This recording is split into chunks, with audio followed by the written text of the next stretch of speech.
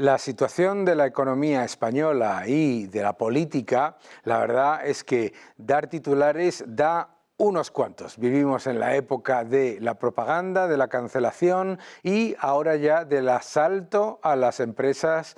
Y para hablar un poco de lo que está ocurriendo en España y de la situación, ¿quién mejor que mi buen amigo Jano García? ¿Cómo estás? ¿Qué tal? Muy bien, qué gusto. Ya sabes que estás en tu casa, bienvenido. Sí, hacía tiempo que lo estábamos buscando y por fin hemos conseguido. Lo hemos conseguido, ¿verdad?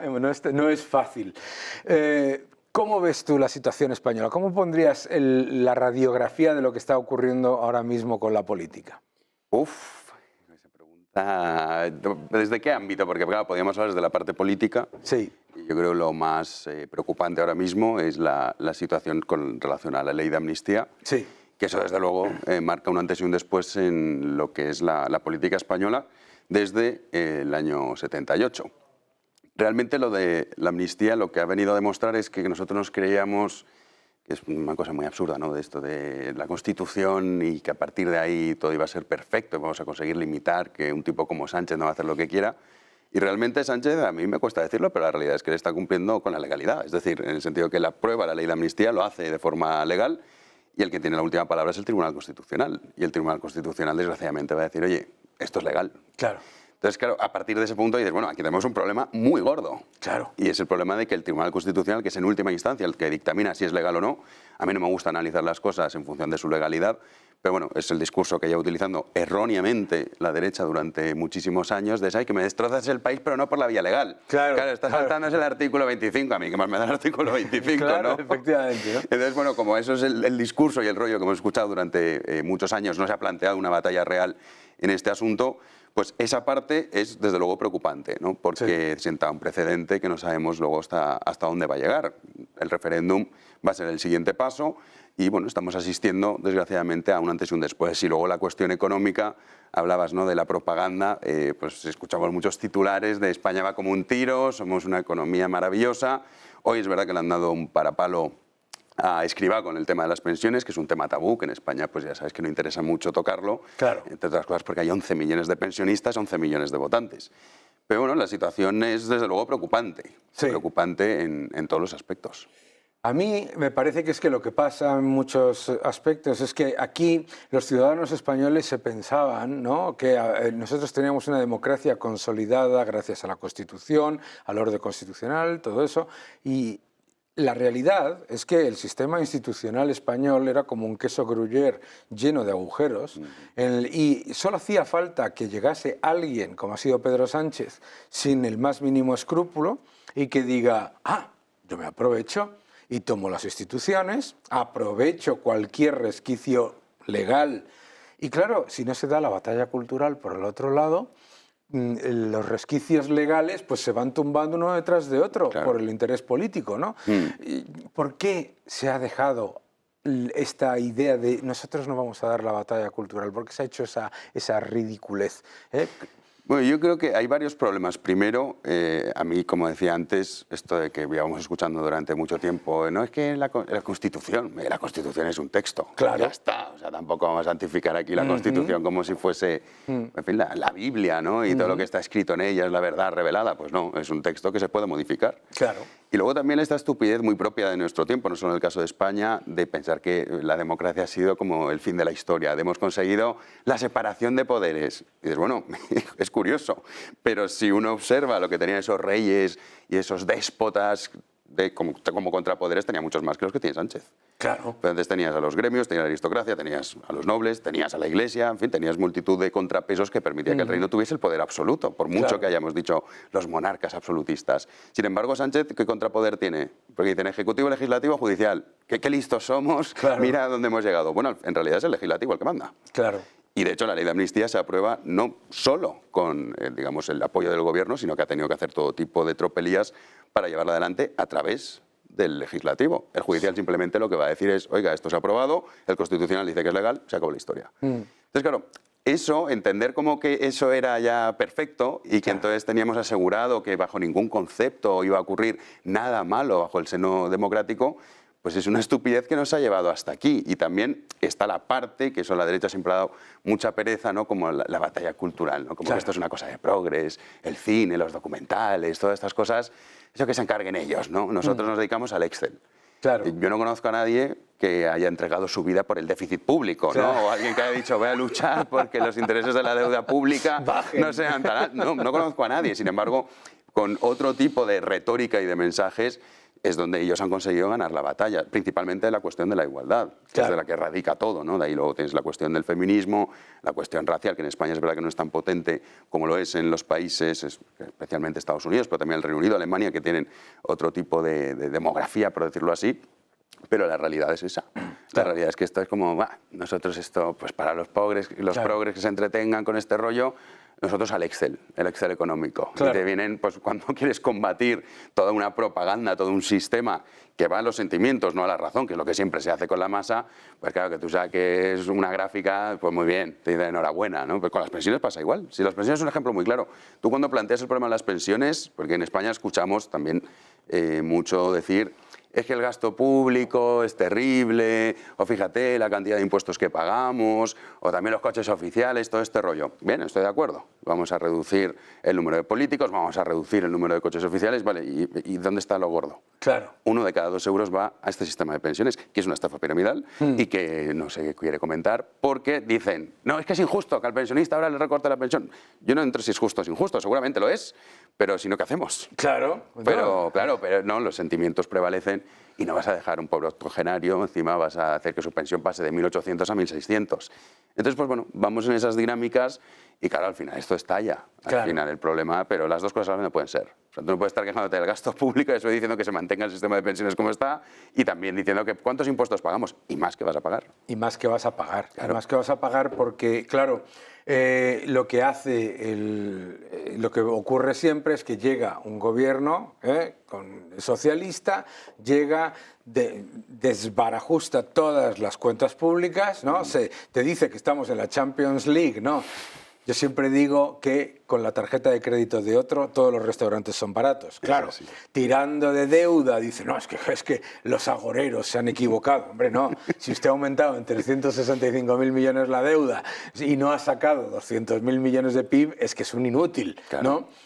Pero claro, lo que ocurre ahí es que dejan tal agujero que el que viene detrás, cuando aparece con un solo mensaje que es el de la hoja de Excel, el de ser el contable de los destrozos del anterior, o como digo yo, el fontanero de la inundación que deja el anterior, lo que ocurre es que le echan la culpa, como le pasó a Rajoy, no solamente de las cosas que no es capaz de hacer, sino también de las que hizo el anterior, porque aquí ya le han echado la culpa a Rajoy. Pero eso lo hemos visto en Portugal. Claro. Por ejemplo, las reformas duras, las más impopulares, no las llevó a cabo el Partido Socialdemócrata, claro, sino que las llevó a cabo el partido, lo que sería el Partido Conservador, pero en Portugal es un poco lioso, ¿no? Porque en realidad hay derecha, en fin. Como decía un amigo mío, como decía Friedrich von Hayek, tienes los socialistas de izquierda y los socialistas de derecha. Efectivamente, porque en Portugal el Partido Socialdemócrata sería lo que se asimilaría más aquí al Partido Popular, entonces, bueno, vamos a decir el Partido Socialista, ¿no? Las reformas no las lleva a cabo ellos, sin embargo luego han dicho, mira qué bien los resultados, porque claro, la economía, tú no ves los efectos de una medida al día siguiente, es un poco también lo que le pasa a Milei, ¿no? Que hay muchos que le dicen, fíjate, no ha conseguido cambiar nada, y dices, hombre, vamos a ver, llevamos décadas con una política, este hombre lleva escasos meses, vamos a esperar a que esto evolucione, como por ejemplo el caso de Irlanda. Claro. O sea, de la noche a la mañana tú no ves los resultados económicos. En cualquier caso sí que los puedes ver a corto plazo las decisiones económicas malas, claro, esas se sienten mucho antes. Claro, tú ahora disparas el gasto público y te dedicas a mantener este sistema de pensiones, pues sí, en el bolsillo lo notas al mes porque te has subido la cuota autónomo para que el rollo esté solidario, te has subido las cotizaciones a la seguridad social, es decir, hay una cantidad de impuestos que te van subiendo porque eso lo tienes que pagar mes a mes. Sin embargo, si mañana tú haces una reforma, como sí que se han hecho en otros países del sistema de pensiones, claro, al día siguiente el resultado no va a ser bueno, al contrario, claro, va a ser doloroso, pero es que cuando tú estás enfermo y te tomas una medicina o cuando uno tiene un cáncer y se aplica una quimioterapia, hombre, al corto plazo a nadie le gusta. Claro. Pero es la única solución, pasar por ese valle de lágrimas, por decirlo de alguna manera, para que luego el resultado sea positivo. De todas maneras, hoy en día, si te das cuenta, los debates de estos temas no tienen mucho calado. No. O sea, de hecho, yo no veo a nadie en el espectro político español que hable de esto. O sea, todo el mundo habla de los impuestos, qué caros, qué altos son, el gasto público es excesivo, la deuda, fíjate qué tragedia, aunque luego en estas trampas estadísticas dicen, no, mira, en porcentaje sobre el PIB ha descendido. Eso es buenísimo. Digo, ya, claro, sí, si haces eso, claro. Pero el porcentaje en realidad, sobre el PIB nominal. Efectivamente. Es decir, que te empobrecen dos veces, porque aumenta la deuda y aumenta también la inflación. Pero claro, eso es con lo que te quedas, ¿no? Y dices, bueno, pues estamos bien. No, estamos realmente mal. Lo que pasa es que estos debates no se tienen, y luego también la cuestión de la impopularidad de estas medidas. También comprendo que en un sistema democrático nadie se presente y diga, no, mire, yo sí gano, a ustedes pensionistas que son 11 millones les voy a tener que recortar la pensión porque el sistema es un fraude. Claro. Y el otro te dice, vale, pues ya te votará otro, ¿no? Pero sin embargo, es curioso que te introducen toda una serie de hachazos y a los que están contribuyendo ahora, a los que están ahora trabajando, les van a hacer pagar mucho más, recibir mucho menos y jubilarse mucho más tarde, y tienen la desvergüenza de decirte que el sistema de pensiones es perfectamente sostenible mientras te están diciendo la evidencia de que no es sostenible. Sí, pero es que aquí también hay un problema en la sociedad que es el desconocimiento, la ignorancia de cómo funciona el sistema de pensiones. Hombre. Pues hay muchos que te dicen, no, yo he estado pagando para mi pensión. No, perdona, no funciona así el sistema. Claro. O sea, es mentira que a día de hoy hay gente que desconoce cómo funciona el sistema. Tú no pagas y no tienes una hucha en el Banco de España reservada para ti con tu DNI. No. Con ese dinero pagan a los actuales pensionistas. Es decir, tú no estás pagando para tu futura pensión. Claro, esto es un punto que se desconoce por completo. Te voy a contar una anécdota. Yo una vez en televisión estaba hablando con una persona que me pusieron en dúplex, una jubilada, a la que le dije, bueno, como usted sabe, de la manera más diplomática, todo lo que usted ha contribuido, si ha trabajado 40 años en cotizaciones sociales, usted sabe que en los primeros 12 años de jubilación ya lo ha consumido todo. Bueno, no sabes cómo se puso. Claro que has dicho, es un no derecho. sabes cómo se puso. Yo he estado trabajando... Que yo no le he dicho que no haya estado trabajando. Sí, es una Lo que he dicho es que haga el cálculo, porque claro, vive usted muchos más años, que me parece maravilloso, etcétera, etcétera, pero usted no puede equiparar que ha puesto 1 y que le va a aparecer 3. Y claro, el engaño aquí es que te viene todo ese engranaje del estatismo y te dice, por un lado, que las cotizaciones sociales no son impuestos porque son derechos futuros. ¿Pero qué clase de derecho es ese, no? El otro día salía uno, supuestamente experto, diciendo, no, hombre, es que esto en realidad es como una prima de seguro. ¿Tú te imaginas una prima de seguro en la que te cambian lo que vas a recibir, lo que vas a pagar y las condiciones del contrato a mitad de partido? Sí, pero desgraciadamente la gente se queda con eso, parece que es como un derecho natural, ¿no? Esto es intocable. Son nuestras pensiones futuras, no son impuestos. Pero ese es el mensaje que triunfa. Y te lo puedes extrapolar a cualquier otro ejemplo de los problemas estructurales que tiene España y que van a seguir continuando porque nadie se atreve realmente, tendría que ser un kamikaze, decir, bueno, yo sé que en 4 años no me van a votar, pero aplico las reformas que necesita este país, esa medicina que tan mal sienta. Pero esto no es el punto. El punto es, oye, que sí, que esto es como un derecho, he estado trabajando tantos años, pero claro, es que a mí me parece muy bien, sí, pobrecitos, es que yo no tengo nada en contra de los pensionistas. Oye, yo lamento mucho que hayan sido estafados, igual que lamento que ahora mismo yo que estoy contribuyendo es el que está estafado. Claro. Pero ¿tendremos que salir de ese círculo vicioso o no? Entonces, pues lo que es sorprendente es que muchos parece que no quieren salir. Y ojo, fíjate, yo he tenido la oportunidad de... en actividad política, etcétera, de hablar con muchísimos jubilados que sí te dicen, oiga, es que yo lo que veo es que por mantener las jubilaciones de esas 11 millones de personas, mis nietos tienen la mayor tasa de paro de toda la Unión Europea y de la OCDE. Mis hijos tienen más dificultades para comprarse una casa porque pagan muchísimo más impuestos. Porque siempre se dice eso de los jubilados en España en la crisis han sostenido a las familias. Sí. Hombre, pues otra cosa porque les han crujido ustedes, ¿no? Pero hay un dato que es buenísimo, que dices, en los últimos 15 años solo hay un segmento de la población, cuando haces segmentos por edad, que ha aumentado su poder adquisitivo. ¿Cuál es ese segmento? Mayores de 65 años. Increíble. Es el único. Todos los demás han perdido poder adquisitivo. Claro. Entonces, claro, es una cosa surrealista. El punto al que yo quería llegar es, yo he visto mucha solidaridad por parte de los jubilados si lo que se llevan a cabo son las reformas que lo que hacen es que su nieto no tenga la mayor tasa de paro de toda la Unión Europea y que su hijo no tenga los mayores impuestos que le están crujiendo, o sus hijos que le están crujiendo y le están haciendo imposible. O sea, eso sí lo he visto, ¿no? Está la percepción de... Y se pueden ganar las elecciones diciendo que se va a recortar en todo.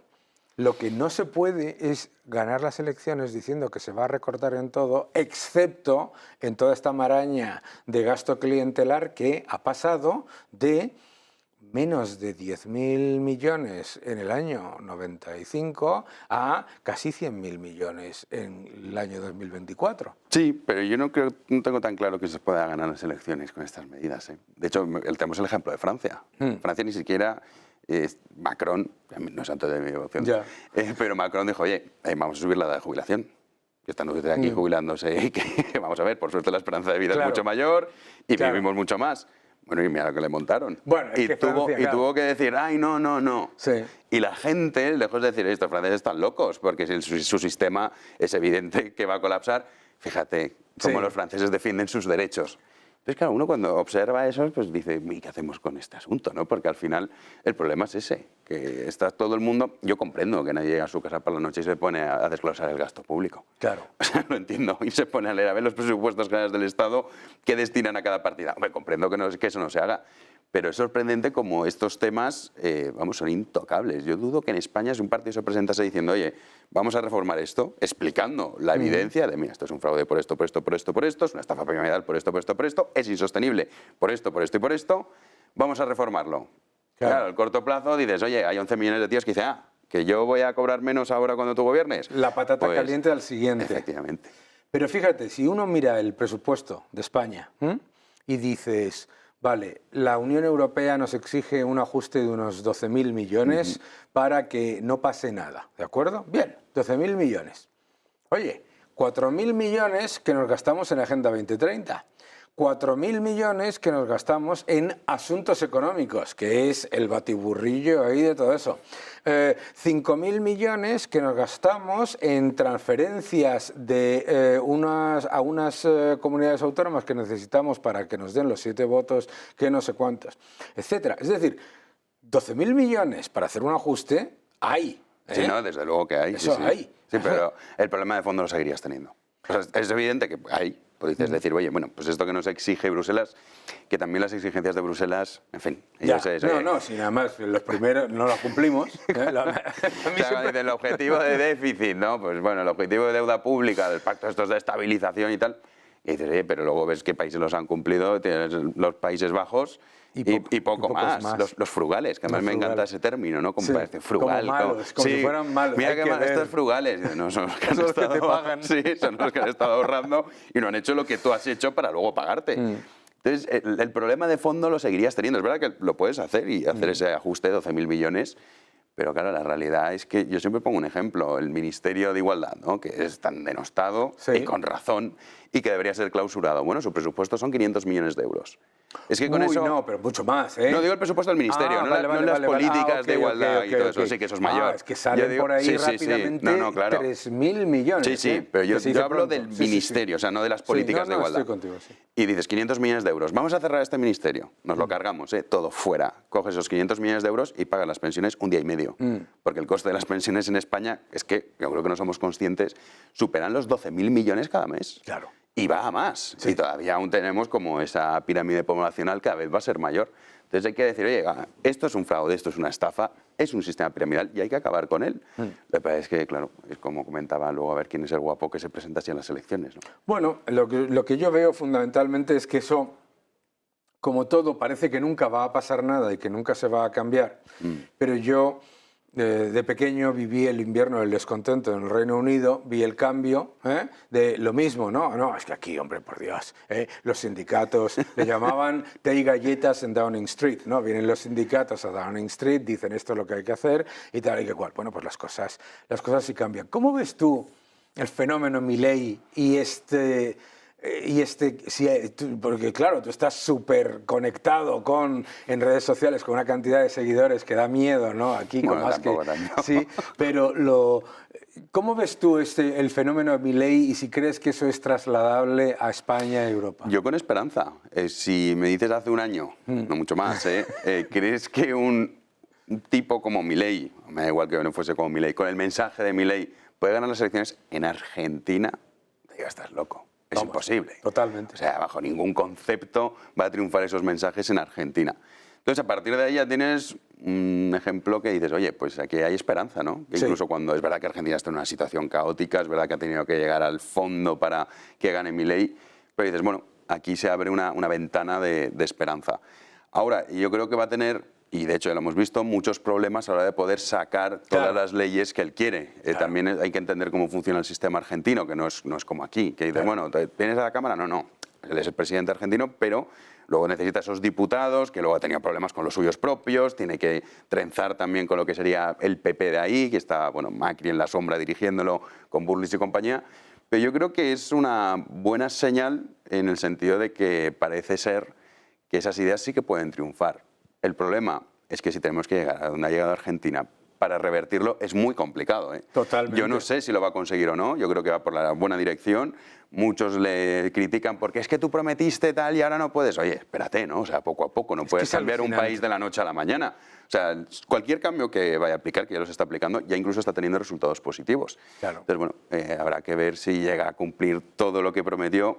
Seguramente para eso necesitará más años de gobierno, pero yo creo que es una muy buena noticia que el mensaje de Milei, sobre todo el mensaje y sus ideas, hayan trascendido no solo en Argentina, sino a todo el mundo. Oye, ¿y qué me cuentas, ya que fíjate, acabas de pasar por una cosa que a mí me enerva, que es los puristas del liberalismo que 21 horas después de llegar a la Casa Rosada, Milei, ya estaban diciendo no ha hecho lo que prometió y no sé qué. ¿Qué es lo que está...? A ver, yo creo que ahí, dentro del liberalismo hay corrientes que yo creo que se definen como liberales, pero no han entendido muy bien qué es el liberalismo. Es decir, en un sentido muy claro. Cuando no, el Estado... Vamos a ver, los estados son inocentes, en el sentido de que el Estado per se no es nadie. Es como Doña Democracia, que parece que es una persona que llega, hola, buenas, soy Doña Democracia, vengo aquí a hablar con usted, ¿no? Hemos otorgado, yo que sé, al planeta también, como si fuese una persona, ay, que no me cumple los objetivos verdes, pues ahora un incendio, pues ahora un terremoto. O sea, una cosa estúpida propia de la antigua Grecia. Pues esto es igual, ¿no? Dicen, el Estado, bueno, el Estado no, porque el Estado, de hecho, lo puedes utilizar para aplicar políticas liberales. Es más, el liberalismo se sirve del Estado para llevar a cabo ese tipo de políticas. No, ya me contarás cómo lo haces. Claro, ¿cómo porque vas es algo que claro. yo no lo he conseguido saber nunca, ¿no? Tú le dices, no, el Estado tal. Bueno, el Estado tal, vale, pero si tú quieres eliminar los impuestos, claro. ¿cómo lo haces? Claro, a través del Estado. Decían, es que claro, esto me lo han dicho a mí, ¿eh? Es que claro, porque usted, es que claro, se mete en política, entonces... Y digo, ¿quién cree usted que va a aplicar las políticas liberales? ¿Monedero? ¿Entiendes? En este tiempo yo ya no me atrevo a decir que no, porque estamos en un mundo surrealista. Pero sí que es cierto que es evidente que necesitas utilizar el Estado. Entonces, bueno, a partir de ahí, pues bueno, lógicamente en un país como Argentina, es que claro, nosotros no somos conscientes, pero tiene muchos problemas. Claro, es que incluso yo pensaba que iba a tener todavía más. Eso te iba a decir. O sea, yo pensaba que iba a tener todavía muchísimos más problemas para llevar a cabo pues, la ley ómnibus y todo esto que quería plantear. Y de momento, para que también seamos conscientes de la situación que vive Argentina, no los está teniendo. Los sindicatos que tienen un poder tremendo, claro. Sí, le montan huelgas de vez en cuando, pero así como no lo va a hacer a través del Estado. Y esto del purismo, a mí, pues que la verdad es que me da igual. O sea, también entiendo que está muy bien decirlo en redes sociales, es muy fácil poner un tuit. Claro. Pero cuando eres tú que te sientas en el gobierno, la cosa es distinta. Y van por la buena dirección. Quizá, como muchos le pueden reprochar, no está haciendo el 100% de lo que prometió. Bueno, dale tiempo. Claro. O sea, dale tiempo. No ha dolarizado la economía. Hombre, espérate, ¿no? Claro. Espérate. Yo, el otro día, hablando con Javier, precisamente, decían, claro, es que me están achacando que no he dolarizado todavía. Digo, pero vamos a ver si tengo un agujero en el Banco Central de 12.000 millones de dólares. Que es que no es que digas tengo poco o tengo... No, es que tengo menos, negativo, ¿entiendes? Entonces lo que tengo primero que parar el agujero, ¿verdad? Sí, pero esto, en fin... A ver, un tuitero No, hombre, ya, es no, un yo Twitter. creo que... Está muy bien, ¿eh? A mí me parece fenomenal que la a mí me gente... parece muy bien desde el punto de vista de introducir, digamos, que tiene que haber gente que te esté recordando siempre. Sí, eso me parece bien. Y eso sí. el propio Milei lo dice, que es el primero que mira lo que dice la gente, ¿no? Pero, ¿y tú crees que ahora vienen unas elecciones europeas en la Europa, Unión sí. Europea, muy importantes, en las que hemos visto... Estas serían las terceras elecciones en las que la tendencia de los supuestos partidos que llaman antieuropeístas y todo esto, ya aquí la narrativa, ¿no? Sí, sí. Pero que se va a crear, se nota que hay un descontento en la Unión Europea con las políticas mal llamadas verdes, mal llamadas de Agenda 2030, todo este... Sí, o sea, las elecciones europeas no somos muy conscientes, pero tienen una importancia tremenda, porque creo que sí. muchas veces las leyes que aplicamos aquí vienen de allí. Es decir, nosotros, en el caso de España, cualquier país que ingresa en la Unión Europea cede una parte de su soberanía. Claro. Y esto es un hecho incontestable, e incluso a mí me puede parecer hasta bien. O sea, es decir, si a mí me dices, oye, la política monetaria te gustaría que la tuviese tu país, no, por favor. O sea, que la política monetaria no la tengamos nosotros, pero no somos soberanos. Mejor. O sea, que en ese sentido a mí no me parece mal. Ahora bien, esas políticas que sí que se adoptan en la Unión Europea, luego, evidentemente, nosotros tenemos que aplicarlas aquí. Entonces, en estas elecciones, el problema de fondo es que muchos la leen en clave nacional. Sí. Y eso es un gran error. Porque claro, luego dices, oye, el Partido Popular Europeo y el Partido Socialdemócrata Europeo coinciden al 95%, o sea, no hay ninguna diferencia entre ellos, pero ninguna. O sea, uno dirá, no, pues es que mira qué discurso más bueno ha hecho Margallo, que yo me cae fenomenal y me voy muy bien con él, pero no lo votaría en mi vida, ¿sabes? Ni a él ni a las posturas que defiende. Entonces, claro, esos partidos antieuropeos, que esto también es muy curioso, ¿no? Cómo se utiliza el lenguaje, parece que es antieuropeo si no compras la agenda ideológica de la Unión Europea. Que eso además, es distinto, porque yo soy europeísta, pero no... Claro, y además no es la agenda ideológica de la Unión Europea. Esto es una cosa que te ha venido, ¿sabes? Como cuando compras una caja de cereales y viene una cosa dentro que no habías pedido, ¿sabes? Es que te ha venido impuesta y nadie lo ha votado, nadie lo ha pedido y sobre todo la forma. Es decir, la Agenda 2030 tú la lees y dices, pues qué tontería. Sí, muy bonita, sí, claro. La pobreza, sí, fenomenal, ¿quién no quiere eso? Claro, ¿quién no quiere eso? Estupendo. La cuestión es la forma. Efectivamente. Oiga, ¿quién ha votado de esta forma? Pues desgraciadamente en las elecciones europeas se vota. Sí. Y al final, claro, si el poder lo tienen estos dos partidos hegemónicos en toda Europa, pues el problema evidentemente va a continuar. Pero la cuestión de las elecciones en Europa, y sobre todo lo que decía esto de partidos antieuropeístas, o sea, si me dijeses que, por ejemplo, Vox propone salirse de la Unión Europea, estos están locos, ¿no? Me parecería un disparate decir, no, como el Brexit. A ver, la situación del Reino Unido era muy particular, tenían también una serie de ventajas o privilegios que nosotros no gozamos, y luego, pues bueno, también la gestión post-Brexit ha sido un absoluto desastre. Pero bueno, más allá de eso, salirse de la Unión Europea siendo España es estar mal de la cabeza o no entender el mundo en el que vivimos.